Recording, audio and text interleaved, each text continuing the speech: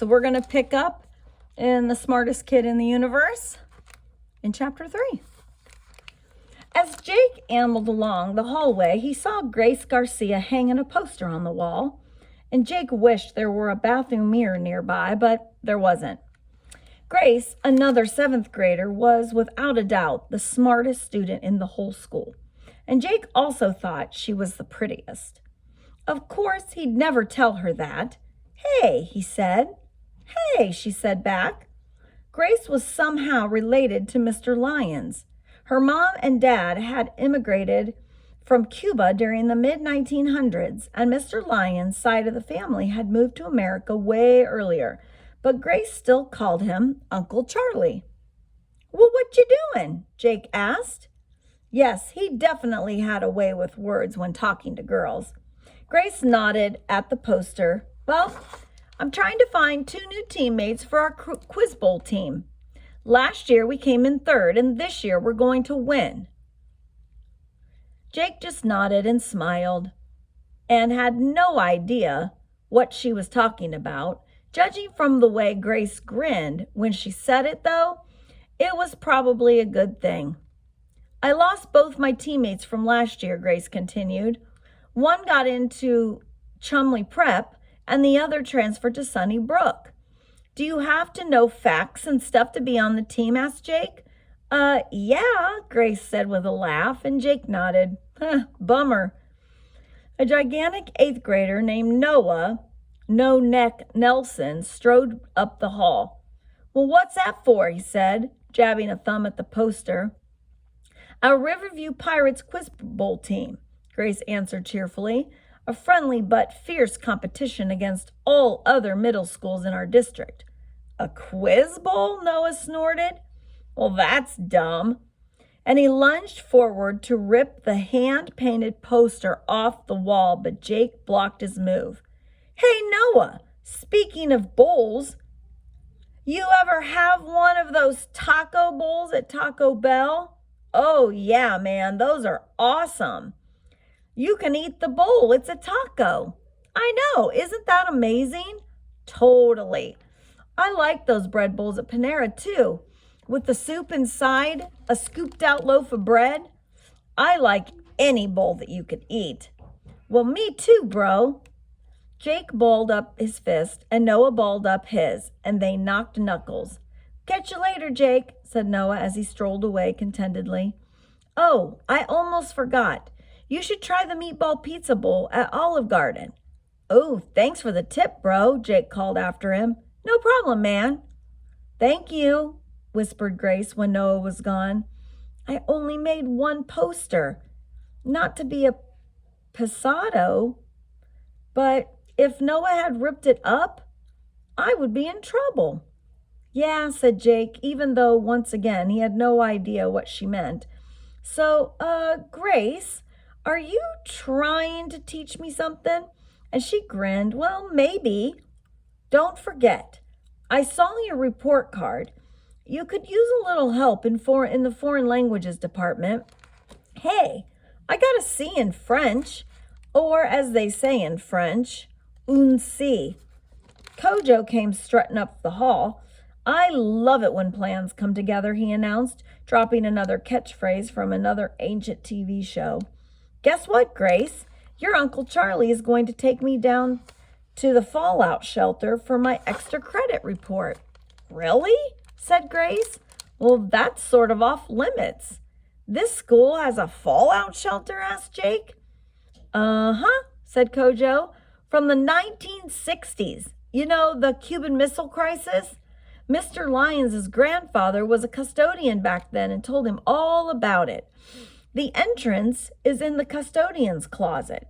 Kojo squinted at the quiz bowl poster. "Oh, are you doing that again?"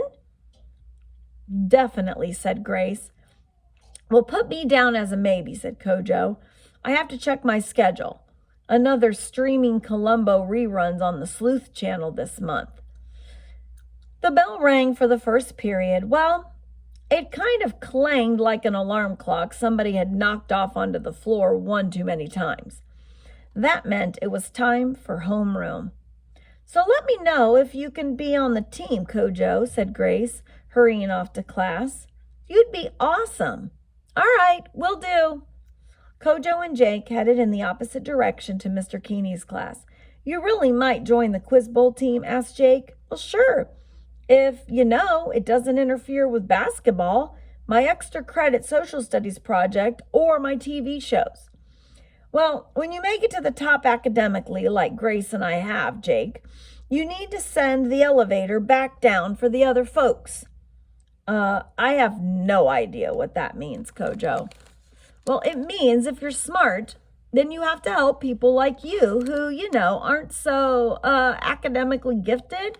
Oh, gee, thanks, Kojo. Hey, who loves you, baby? Are you going to keep saying that to me all day? I might, baby, I might. Chapter 4, on his way to lunch. Jake saw an extremely lanky kid that he didn't recognize. The guy was holding a slip of paper and turning around in circles. Are you lost? Jake asked. Hardly, the boy replied, looking down at Jake. Jake wasn't offended. He figured the guy was so tall he looked down on everybody. Cool, I'm Jake McQuaid. Hubert Huxley. And Jake raised his hand to slap a high five, and the tall guy just left him hanging. Can you kindly direct me to Miss Malvolio's office, he asked. And Jake nudged his head to the left. Oh, she's the principal. Her office is the office. Ah, yes, smashing. Are you British? I beg your pardon. Only British people say smashing. On that TV show, the one where they bake the cakes all day? And the kid stared at Jake as if he were an unruly monkey hurling poo at the zoo. Father was right. This is the worst school in the district, and maybe in the entire state. Whatever. Now, if you'll excuse me, I need to go finish defending Earth from the zombie invasion. Because that's the kind of 21st century skills we're learning here at Riverview Middle School.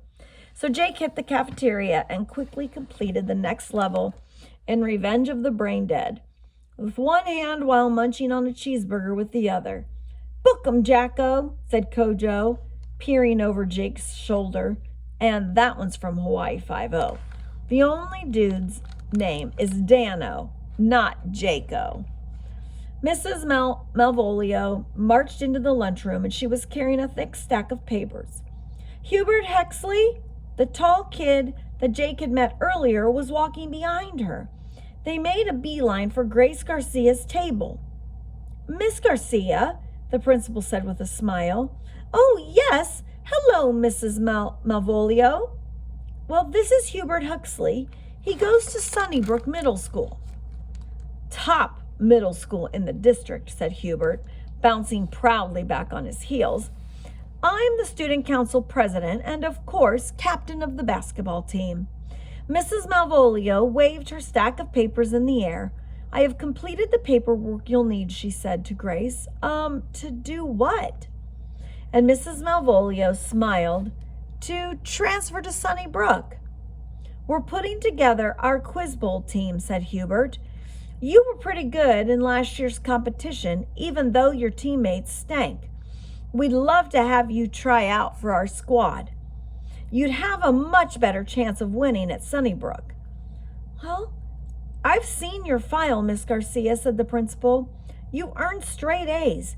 You excel on all the state tests. You deserve better than what we can currently offer you here at Riverview. You deserve to be at Sunnybrook. And Grace smiled. Mrs. Malvolio? Yes, dear. Well, I appreciate the offer. Well, good. But I want to stay here with my Uncle Charlie.